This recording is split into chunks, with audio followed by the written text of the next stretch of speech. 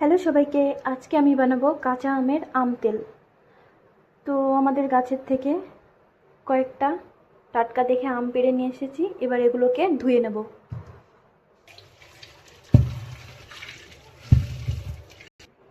তো আমগুলো আমার ভালো করে ধুয়ে নেওয়া হয়ে গেছে। এবার এগুলোকে আমি একটা সুতির কাপড় দিয়ে ভালো করে সারা গা আমগুলোর মুছে নেব।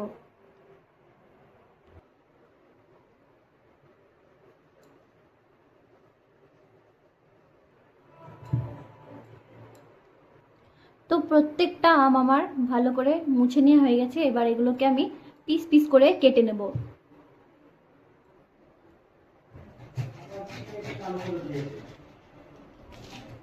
তো এর থেকে এই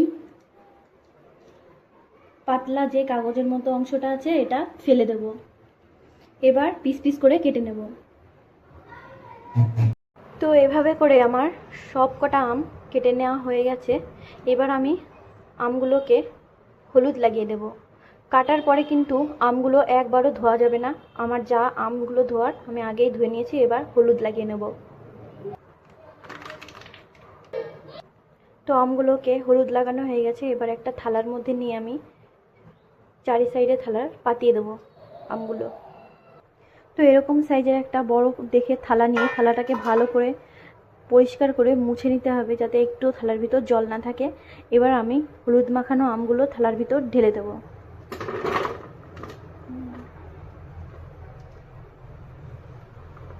একটু চারি সাইডে এরকম ছড়ানোর মতো করে আমি এবার এটাকে রোদ্রে নিয়ে যাব। রোদ্রে আজকে পুরো দিনটা এগুলোকে রোদ্রে একটু শুকিয়ে নেব হালকা করে।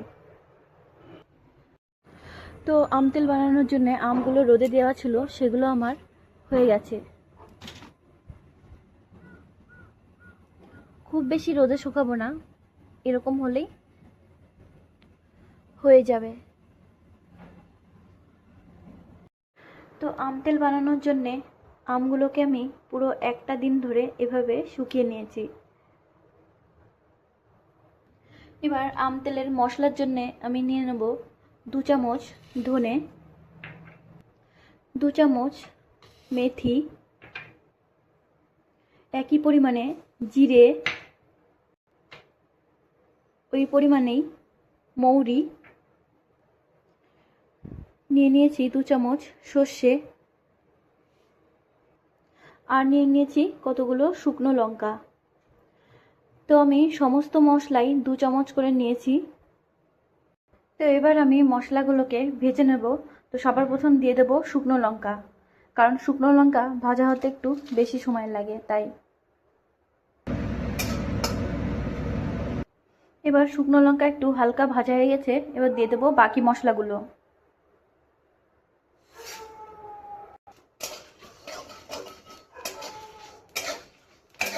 এভাবে আমি মশলাগুলোকে একটু হালকা করে খালি কড়াইতে ভেজে নেব। তো মশলাগুলো আমার ভাজা হয়ে গেছে। এবার আমি গ্যাস বন্ধ করে নামিয়ে নেব। তো মশলাগুলো নামিয়ে নিয়েছি, এবার ঠান্ডা হওয়ার অপেক্ষা করব।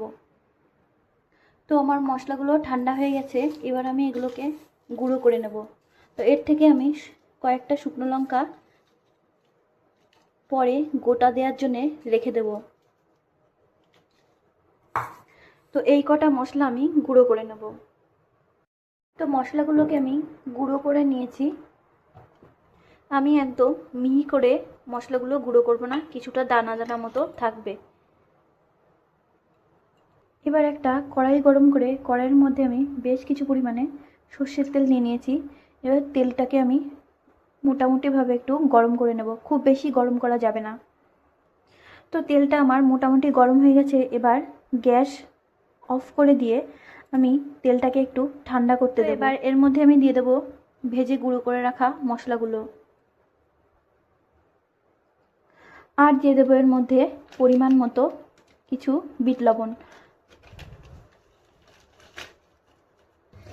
এবার এই সমস্ত উপকরণগুলো তেলের ভিতর দেওয়ার পর তেলটাকে আমি একেবারে ঠান্ডা করার জন্য এভাবে খুন্তি দিয়ে ভালো মতো নাড়িয়ে চাড়িয়ে নেব।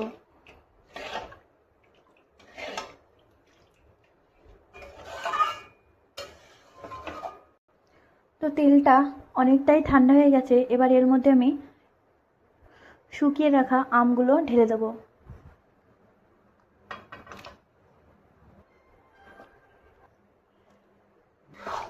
তো আমগুলো দেওয়ার পরে তেল দিয়ে, মশলা দিয়ে আর আম দিয়ে এভাবে ভালো করে মিক্স করে নেব আমি। এবার এটা পুরোপুরিভাবে রেডি হয়ে গেছে, কিন্তু সব সময় আমাদের মনে রাখতে হবে যতক্ষণ না পর্যন্ত পুরোপুরিভাবে এটা ঠান্ডা না হবে ততক্ষণ পর্যন্ত বয়মের মধ্যে ভরা যাবে না, তাহলে আম তেলগুলো খারাপ হয়ে যাওয়ার সম্ভাবনা থাকে। এরপর আমি একটা কাচের বয়ম নিয়ে নিয়েছি, যেটাকে ভালো করে রোদে শুকিয়ে ভিতরটা ভালো করে শুকনো করে নিয়েছি। এবার এর ভিতর আমি আম তেলগুলোকে ভরে ফেলবো। তো আম তেলগুলোকে আমি এবার এর মধ্যে তুলে নেব।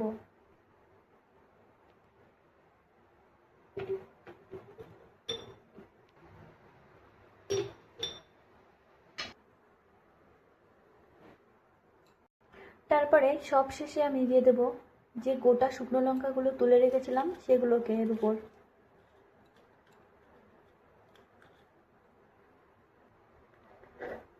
তো তোমরাও এভাবে বাড়িতে বানিয়ে নিতে পারো সারা বছরের জন্যে মুড়ি মাখা বা আলু সিদ্ধ বিভিন্ন রকম খাবারের সঙ্গে খাওয়ার জন্যে আম তেল।